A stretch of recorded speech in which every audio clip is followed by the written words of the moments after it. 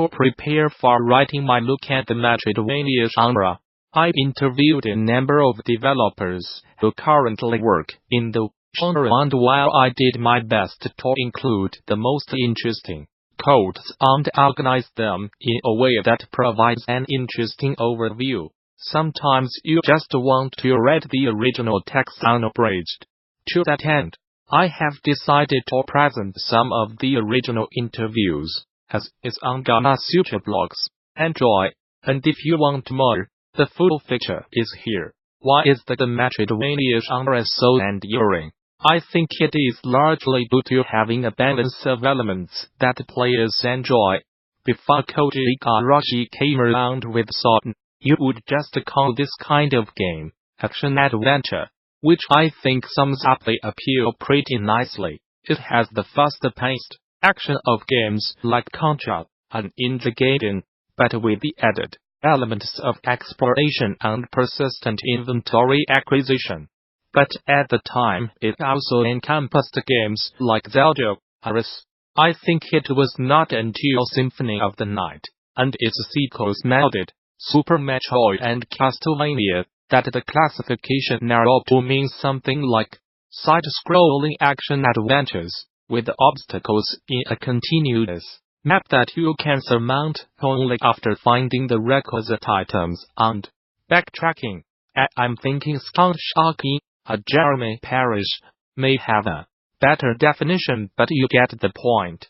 But to make a long story short, I think it is that action-adventures that are enduring, and that Metroidvanias are merely the subgenre of that which gets the most attention. One moment that always stood out to me was when Donald Mustard said, to you, no less, that Super Metroid was the pinnacle of 2D game design.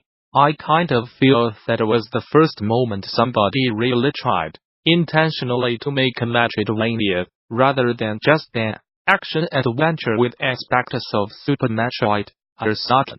But you know, I feel like the same elements that make Metroidvanias enduring can also be seen in games like Zelda, Tomb Raider, Metal Gear Solid, Reaver. If you translated those games into side-scrollers, the differences would be more and more superficial.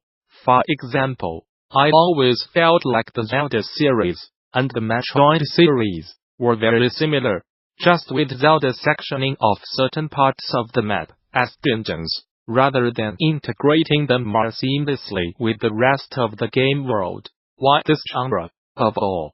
For myself, as a developer, it largely comes down to what would be most enjoyable to develop. I like exploration and designing hidden rooms with secret items. Over the years I found that I simply prefer making side-scrolling art over 3D, top-down, or isometric. I also like developing the story a lot. I think if it was not for the complexities involved, I might have made a traditional RPG instead.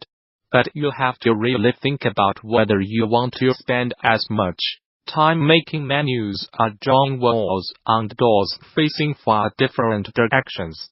Because, realistically, you will be doing that a lot.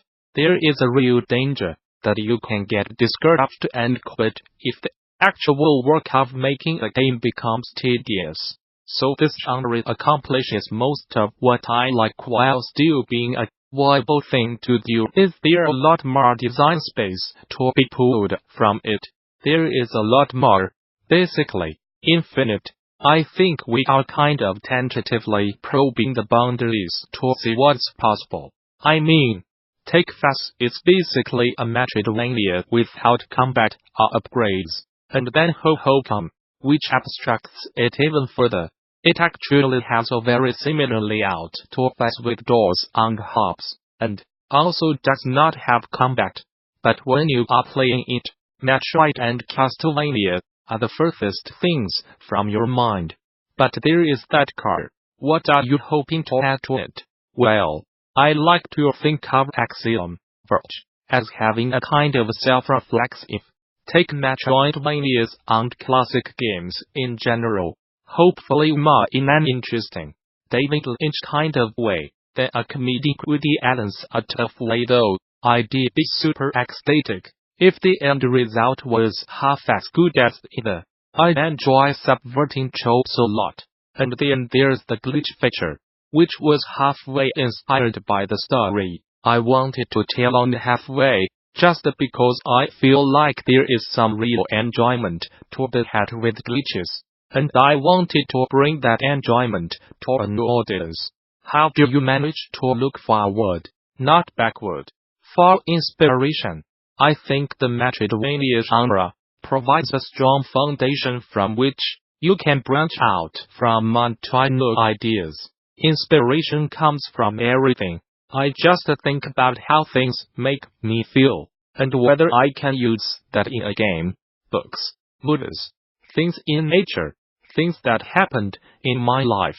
What makes me curious? What makes me anxious? What situations made me feel helpless? What situations made me feel triumphant? Then about the other elements, you always have to ask yourself, am I doing this just because it's tradition, or because it actually serves the game?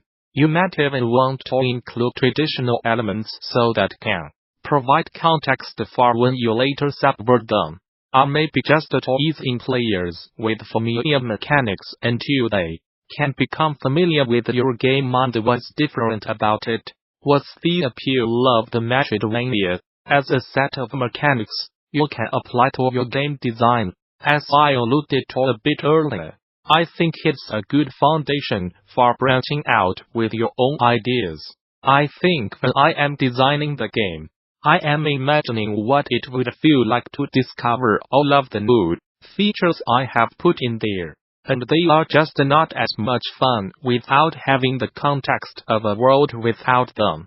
In a way, the beaten path of the game exists just as an established baseline to allow of the beaten path exploration.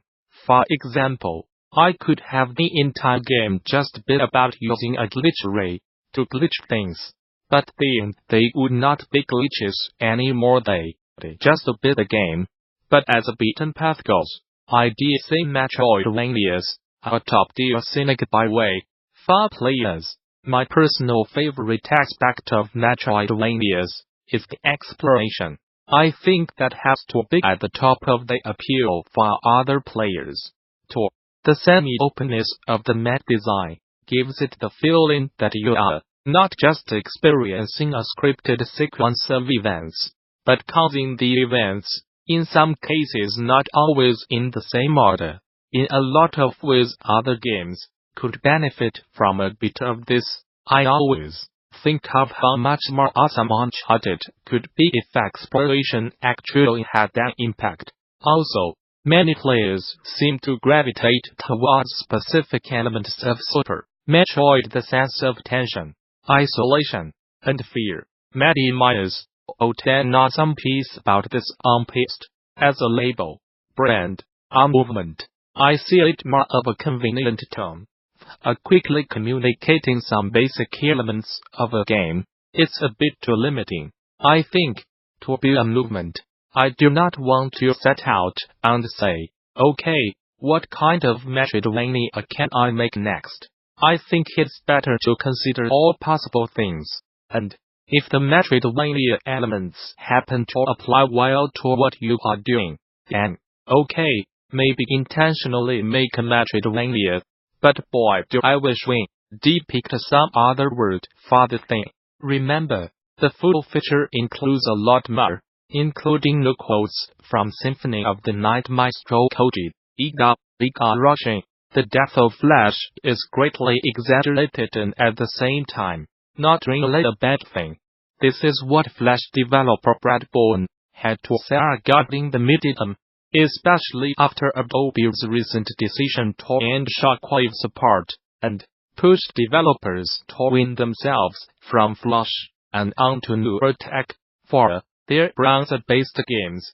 Borne is best known for making the free side-scrolling browser game Fancy Pants Adventures, in addition to a host of other Flash games. As he describes in the YouTube video above, he believes that Flash is largely misunderstood. First off, I do not think Flash ever got its due, even when it was at its prime. Here begins. The accessibility of Flash games made the medium special. All one needed was a reliable internet connection. Flash never gets the credit it deserves for how many people it can reach. I remember the first time when a page was bragging that HTML5 could play a sound. And so that brings me to, of course. Why was Flash so disrespected?